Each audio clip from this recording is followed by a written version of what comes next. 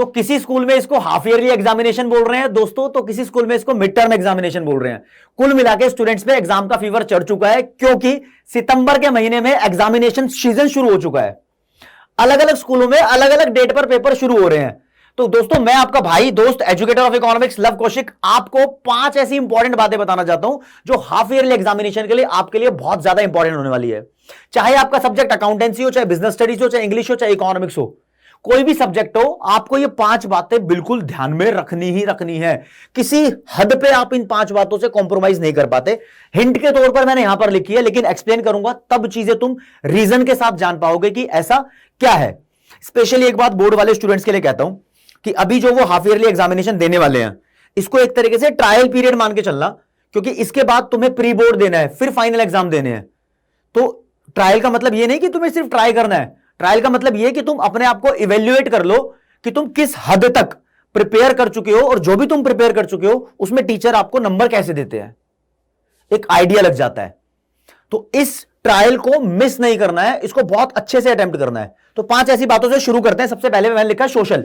तो सोशल इसलिए लिखा है कि इन दिनों, हाल फिलहाल इन दिनों तक तो आप सोशल मीडिया को अवॉइड कर दो, अपना स्क्रीन टाइम रिड्यूस कर दो, आप सिर्फ लिमिट में रहो। मतलब यूट्यूब पर अपनी क्लासेस देख सकते हो, उसके अलावा वेब सीरीज वगैरह या फेसबुक, इंस्टाग्राम, स्नैपचैट, इन चीजों को भाई अवॉइड करो।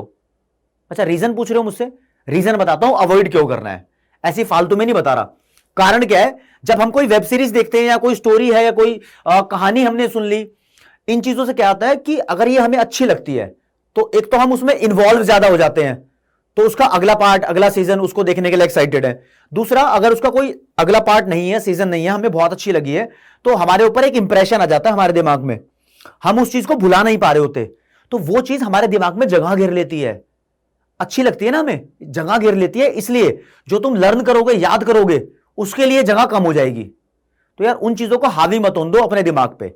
तो इसलिए सोशल मीडिया को कम से कम इन दिनों तक तो तुम कम ही कर दो, ठीक है। इंस्टाग्राम फिर बोल रहा हूं, इंस्टा, स्नैपचैट और वेब सीरीज, चाहे नेटफ्लिक्स हो, चाहे अमेजोन हो, चाहे दूसरा कुछ भी हो, प्लीज इनको अवॉइड करना।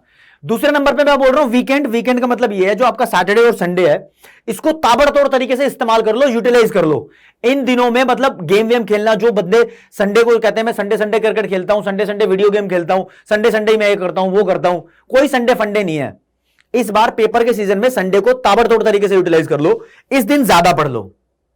ज्यादा पढ़ने का मतलब ये नहीं कि मैं कह रहा हूं 6 घंटे लगातार पढ़ लो। अगर जिससे पढ़ा जाता हो तो 6 घंटे लगातार पढ़ लो, जिससे नहीं पढ़ा जाता हो वो 1-1 घंटे 6 बार पढ़ लो। 1 घंटे पढ़े, फिर चाय पी ली, थोड़ा सोना नहीं, 1 घंटे पढ़े, थोड़ा चाय वाय पी ली, फिर 1 घंटे पढ़े, फिर मम्मी पापा ने जो काम बताया था वो काम दुकान से सामान लेकर आ गए, फिर 1 घंटे पढ़े, फिर फोन पे किसी रिश्तेदार से या फ्रेंड से बात करनी हो तो वो भी कर सकते हो कि हाँ भाई कितना सिलेबस हो गया, कुछ समझना हो, पढ़ना हो, ऐसा कुछ कर सकते हो, ठीक है। थोड़े बहुत गाने वाने भी सुन सकते हो, तो गैप ले लेकर खाना खा सकते हो। तो 5-6 बार एक दिन के अंदर आपको जरूर शिफ्ट लगानी है, 5-6 बार शिफ्ट कम से कम लगाओ, पेपर की तैयारी करनी है, ठीक है। तो वीकेंड का यूटिलाइजेशन सबसे इंपॉर्टेंट दूसरे नंबर पे आ गया। तीसरा, यार सिलेबस कर जाते हैं, बहुत कुछ हो जाता है, आंसर में थोड़ी गड़बड़ी हो जाती है। काफी सारे बच्चे क्वेश्चन का आंसर पूरा पैराग्राफ की फॉर्म में लिख रहे हैं, अवॉइड करो। आंसर से रिलेटेड 3 बात बताता हूं। जो भी क्वेश्चन है उसका आंसर आपको लिखना है जब तक कि वो न्यूमेरिकल ना हो। अकाउंट्स की बात और मैथ्स की बात यहां पर ज्यादा नहीं हो रही है, तो किसी भी क्वेश्चन का आंसर पैराग्राफ में लिखने की बजाय आप पॉइंट वाइज उसका आंसर दो, और जो क्वेश्चन में पूछा है ना उसका आंसर दो। फालतू के आंसर, आपसे मान लो क्वेश्चन पूछा है जीडीपी की लिमिटेशन बताओ, तो उस क्वेश्चन के आंसर में जीडीपी की लिमिटेशंस बताओ, जीडीपी की डेफिनेशन मत दो। आपसे पूछा है कि मनी के फंक्शंस बताओ, तो मनी के फंक्शंस बताओ, मनी की डेफिनेशन मत दो। आरबीआई के फंक्शन बताओ, तो सेंट्रल बैंक के फंक्शन बताओ, आरबीआई की डेफिनेशन मत दो, सेंट्रल बैंक की डेफिनेशन मत दो। तो जो पूछा है स्ट्रेट टू द पॉइंट रहना है, पैराग्राफ में नहीं लिखना आंसर, पॉइंट वाइज लिखना है। दूसरा, जो न्यूमेरिकल क्वेश्चन सॉल्व कर रहे हैं, चाहे अकाउंट्स है चाहे इकोनॉमिक्स है, इस न्यूमेरिकल क्वेश्चन के आंसर में आप प्लीज यूनिट्स लिखना ना भूलें। जो रुपीज में, करोड़ में आंसर होता है, लाख में आंसर होता है, वो जरूर लिखना है वहां पर, सिर्फ डिजिट लिख के नहीं छोड़ना, यूनिट भी लिखनी है। थर्ड नंबर, अगर क्वेश्चन का आंसर डायग्राम वाला है तो डायग्राम एक लेबल्ड होना चाहिए, आपको अच्छे से एक्स एक्सिस और वाई एक्सिस पर क्या लिखा है वो बताना चाहिए। तो छोटी छोटी टिप्स हैं जो ध्यान में रखनी है, चाहे सब्जेक्ट कोई भी हो, ठीक है। और मैथ्स में फॉर्मूला जरा ध्यान रखने हैं। तुम सोचते हो कि फॉर्मूला नहीं लिखा, आंसर मेरा मैच हो गया तो पूरे नंबर मिल जाएंगे, नहीं, फॉर्मूले का ध्यान रखना है, तो स्टेप बाय स्टेप सॉल्यूशन देना है वहां पर भी। चलो, फिर कैटेगरी मैंने लिखा है। कैटेगरी का मतलब अब वो समय है कि आप अपने टॉपिक्स को कैटेगराइज कर लो। एक पेज पे वो चैप्टर के टॉपिक्स लिख लो जो आपके स्ट्रांग है, एक पेज पे वो टॉपिक्स लिख लो जो आपके स्ट्रांग नहीं है, और एक वो लिख लो जो बिल्कुल पढ़े ही नहीं है। अब पढ़े नहीं है तो यार, अगर देखो इसमें दो बातें हैं, अगर आप most of the syllabus cover कर चुके हो और थोड़े से आपके टॉपिक्स ऐसे रह गए जो आपने नहीं पढ़े हैं, तो उनका पढ़ना स्टार्ट कर दो। लेकिन अगर आप 50-50 की सिचुएशन में हो कि आपने बहुत कुछ नहीं पढ़ा और बहुत कुछ पढ़ भी लिया, तो अब जो पढ़ लिया ना यार उस पर फोकस करो। जो नहीं पढ़ा, 12th वालों के लिए बात बता रहा हूं, जो नहीं पढ़ा उसको बाद में कर लेना। अब वो समय नहीं है कि तुम उसको तैयार करो, क्योंकि उसको तैयार करोगे ना तो जो पढ़ लिया है उसके आंसर की क्वालिटी से आप कॉम्प्रोमाइज कर बैठोगे, उसमें पूरे नंबर नहीं ला पाओगे। तो अभी जितना किया है उसमें पूरे नंबर लेकर आने हैं। मान लो तुम्हारा स्कूल में 80 मार्क्स का पेपर है और आपने कर रखा है 60 मार्क्स का सिलेबस, तो यार 60 के 60 मार्क्स लाने की कोशिश करो। बिजनेस स्टडीज के कंट्रोलिंग के चैप्टर में एक बात कही जाती है, if you want to control everything then it will end up with nothing. अगर आप सब कुछ करने की कोशिश करोगे तो कुछ भी नहीं कर पाओगे। This is management by exception concept है। तो सब कुछ के चक्कर में कुछ पहले वाला भी सेक्रीफाइस ना कर बैठो, इसलिए टॉपिक्स को कैटेगराइज करो और अपने जो नहीं आता अभी तो उसको छोड़ सकते हो, लेकिन जिन स्टूडेंट ने ज्यादा सिलेबस कवर कर रखा है वो थोड़े से टॉपिक्स रह रहे हैं तो उनको कवर कर लो। अलग अलग स्टूडेंट का अलग अलग तरीके से सिलेबस हुआ है ना, तो वो चीज उस हिसाब से। फिर यार 5वें नंबर पे आपको जो टिप देना चाहूंगा टाइमर की है। अगर आप पूरा सिलेबस कर चुके हो तो उनके लिए टिप है ये, ठीक है। चाहे मैथ्स का क्वेश्चन हो, चाहे अकाउंटेंसी का हो, चाहे इकोनॉमिक्स के न्यूमेरिकल्स हो, चाहे थ्योरी का क्वेश्चन हो, चाहे बिजनेस स्टडीज का हो, चाहे इंग्लिश का लॉन्ग आंसर क्वेश्चन हो, या अनसीन पैसेज के बारे में बात करें। एक क्वेश्चन देखो, उसका आंसर लिखना स्टार्ट कर दो और देखो कितनी देर में आपने उसको कंप्लीट किया है।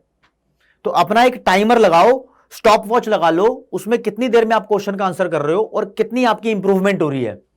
ये स्पीड बढ़ाओ आपकी आंसर लिखने की, ताकि जल्दी आप काम कर सको। तो स्पीड बढ़ानी बहुत जरूरी है। अकाउंटेंसी में तो बहुत ज्यादा ही स्पीड बढ़ानी बहुत जरूरी है।